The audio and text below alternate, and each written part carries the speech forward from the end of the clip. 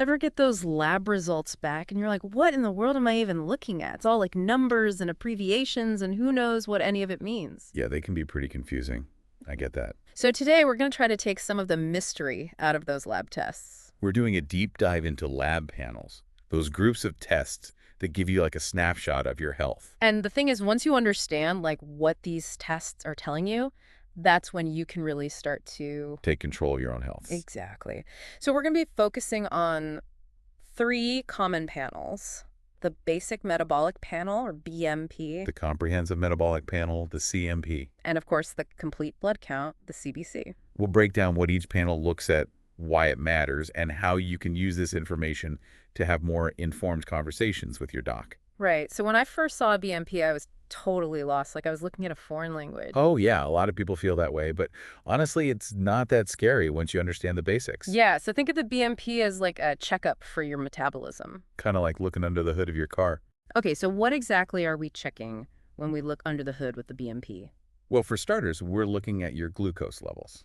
Okay. Glucose. So that's blood sugar, right? Right. And that tells us how your body is processing sugar, which is really important for, understanding your risk for diabetes or prediabetes. Okay. Got it. So glucose levels are important. And then what else? Then we look at electrolytes like sodium and potassium. Ah, electrolytes. So like in sports drinks. Yeah, exactly. Those are essential minerals that keep our muscles and nerves working properly. Oh, man. Yeah. Tell me about it. You ever get that like muscle cramp after a hard workout that's electrolyte? Exactly. That's your body telling you it needs to replenish those electrolytes to stay balanced. Okay. So electrolytes, got it. And I know the BMP also looks at the kidneys, right? Yep. It measures two waste products, Hmm. BUN and creatinine, which are filtered out by your kidneys.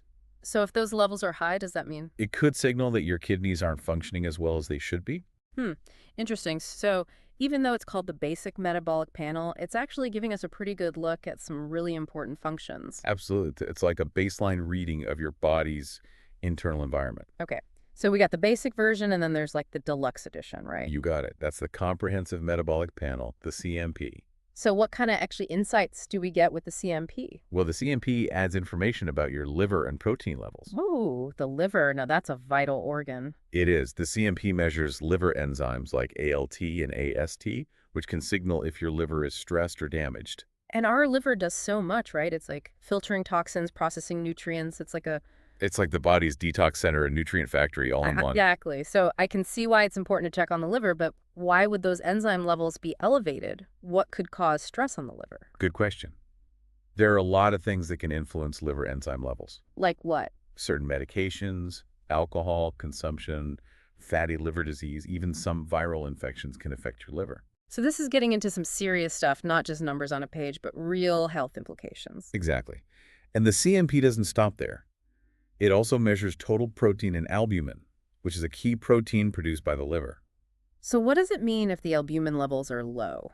Low albumin can be a sign of a variety of issues, from malnutrition to kidney disease, so it's definitely something to pay attention to. I'm seeing how all these tests, like they're not just separate things, they actually paint a more holistic picture of what's going on inside the body. Exactly. They all fit together like pieces of a puzzle. Okay, so we've got the BMP and the CMP, and to complete that puzzle, we need to look at the complete blood count, the CBC. And that's where we zoom in on your blood cells. Right, so the CBC looks at the red blood cells, white blood cells, and platelets. Yep, those tiny little cells are working constantly to keep us alive and kicking. I remember from way back in like biology class that red blood cells carry oxygen throughout the body. But remind me about white blood cells. What's their role? White blood cells are like your body's defense system. They fight off infections. So if you have an infection, your white blood cell count would be high. Exactly. It means your immune system is doing its job. That's good to know. So high white blood cell count isn't always a bad thing? Not at all. It could Okay. actually be a good sign in some cases. Okay, and what about platelets? They're involved in blood clotting, right? Exactly. They rush to the scene of an injury to help stop the bleeding. So if your platelet count is too low, You might bruise easily or have trouble stopping bleeding. and if it's too high, It could increase your risk of blood clots, which can be dangerous. and this is like a whole medical drama happening at a microscopic level. It's fascinating. It really is. Each cell has its own unique role, and any imbalance can affect the whole system. So we've got these three panels, BMP, CMP, and CBC. each giving us a different view of our health. And they all work together to give us a comprehensive picture. Before we dive deeper into each one, though, I want to ask you what stands out to you so far about these tests. Yeah, what piques your curiosity as we start to unpack this world of lab tests? We'll be back after a short break to explore each of these panels in more detail. Looking forward to it. So before the break, we were starting to get into like how all these different lab panels work together. The BMP, the CMP, the CBC. Yeah. And they give us this amazing picture of what's happening inside us. It's like having this team of tiny investigators reporting back on everything you know from our metabolism to our immune system. Exactly. And the key is in, like, understanding the clues they're sending us.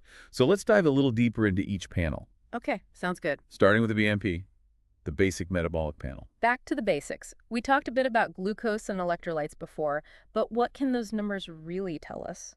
Well, with glucose, we're looking at your blood sugar levels, right? Yeah. And consistently high glucose could mean insulin resistance or even prediabetes. Prediabetes, that's Yeah. And if those glucose levels stay high, well, then you might be at higher risk for developing type 2 diabetes. Wow, okay, so that's pretty serious. But catching those elevated levels early on could make a big difference, right? Absolutely. Early detection is key, and lifestyle changes like diet and exercise can often help bring those numbers back into a healthy range. So it's not just about the numbers, it's about taking action. Exactly. It's about using that information to make positive changes. And speaking of action, I think about electrolytes a lot when I'm working out. Oh yeah, for sure. But you mentioned they're important for everyday health, too. They are. Electrolytes like sodium and potassium help regulate fluid balance in the body. And if those levels are off, you might feel fatigued, get muscle cramps, or even experience more serious issues like an irregular heartbeat. Wow, okay, so keeping those electrolytes in check is super important. It really is for overall health and well-being. Okay, so we've got our engine running smoothly thanks to balanced electrolytes, but we also need to make sure the filters are working right. You got it. And that's where those kidney function tests come in. Right, the BUN and creatinine. Exactly. Those levels in the BMP can give us early warnings about potential kidney issues. So if those numbers are high, It might mean that your kidneys aren't filtering waste products as efficiently as they should be. okay, so the BMP, it really is like a foundational health assessment. Yeah, it lays the groundwork for the more detailed insights we get from the CMP. Right, the comprehensive metabolic panel, the deluxe edition. I like that the deluxe edition. It builds on the BMP by adding valuable information about your liver and protein levels. We touched on the liver enzymes, ALT and AST, but are there any other red flags to look out for in the CMP? Good question. One thing to watch out for is bilirubin. Bilirubin. Yeah, it's a waste product that's produced when red blood cells break down. Okay. And high bilirubin levels can sometimes indicate a problem with liver function or even a blockage in the bile ducts. Interesting. Okay, and you mentioned before that low albumin levels can also be a sign of liver issues. Could you explain that a little more? Sure, albumin is a protein that's made by the liver, and it's super important for maintaining fluid balance in the blood. Okay. So if your liver isn't functioning properly, it might not produce enough albumin. Got it. So low albumin could be a sign of... Liver problems, but it can also be a sign of kidney disease or even malnutrition. It's amazing how all these different markers are connected. It's like one thing can impact another. Exactly. And that's why it's so important to look at these panels holistically, not just focus on one number in isolation. Right. It's all about the big picture. Absolutely. Seeing the whole puzzle. So we've explored the BMP, which looks at metabolic function, and the CMP, which adds in the liver and protein levels. Now, let's zoom in on those tiny blood cells with the CBC. With the CBC, we're taking inventory of your red blood cells, white blood cells, and platelets. Those little guys. Yeah, each component provides important information about your blood and overall health. Okay, so back in biology class, I remember learning that red blood cells carry oxygen throughout the body. But what about white blood cells? What's their main gig? White blood cells are your body's defense system. They fight off those nasty infections. So if you have an infection, your white blood cell count would be high. You got it.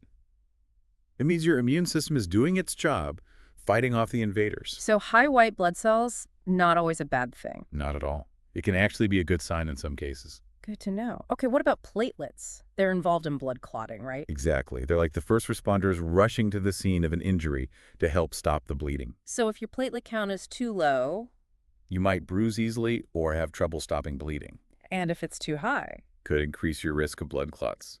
and those can be dangerous, right? Yeah, blood clots can be serious. That's why it's important to keep those platelet levels in a healthy range. It's like there's this whole medical drama unfolding at a microscopic level. It really is. Each cell has its role to play, and any imbalance can affect the whole system. So we've got these 3 panels, each providing a different lens to view our health, but are there any times when, like, one panel would be more important than another, or do they always work together? They often work in concert. But there are definitely times when one panel might be more relevant than another. For example, if you're experiencing fatigue or weakness, your doctor might focus on the CBC to check your red blood cell count for signs of anemia. Oh, that makes sense. It's like using the right tools for the job. Exactly. It's about finding the right clues to solve the mystery. And sometimes those clues can be pretty subtle. They can be. That's why it's so important to pay attention to any changes in your lab results over time, even if they're still within the normal range. You're right, those trends can be just as important as the individual numbers. It's like connecting the dots to see the bigger picture. Exactly. Speaking of the bigger picture, let's take a step back and think about the overall significance of these lab panels. Yeah. What's the key takeaway for you as our listener? So we were saying how it's important to look at those trends in our lab results over time. Right. Just like tracking the weather, those little shifts. Yeah. They might not seem like much on their own, but over time, those little shifts can tell us a lot about bigger changes happening. Totally. Yeah.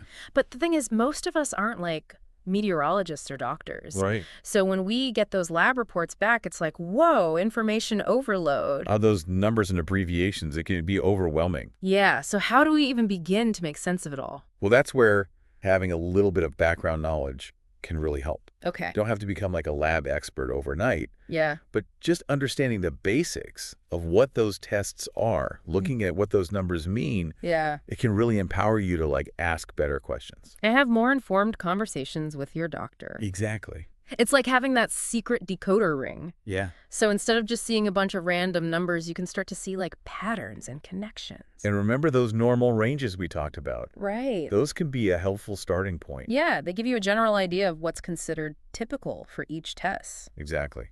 But keep in mind, those ranges are just a starting point. Right. It's not about freaking out if a number is a little bit above or below that range. It's about looking at the whole picture.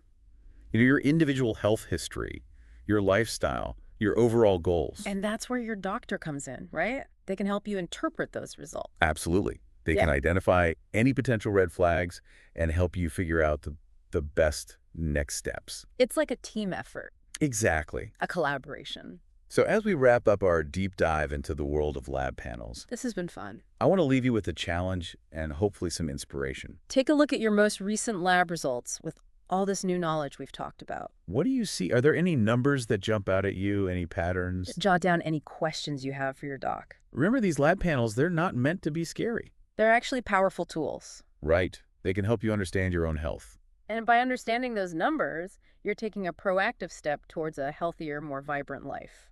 It's not just about knowing the numbers, it's about understanding what they mean for you. Exactly. And using that knowledge to make informed decisions about your well-being. So the next time you get that lab report, don't let it feel like a foreign language. Take charge of your health journey. Learn more about your body and take those steps towards a healthier you. You've been listening to the Learning Podcast, a production of metaNESTA. Remember, learning is a journey. One step, one insight, one skill at a time. We'll see you next time. Keep learning, stay curious, and as always, be awesome.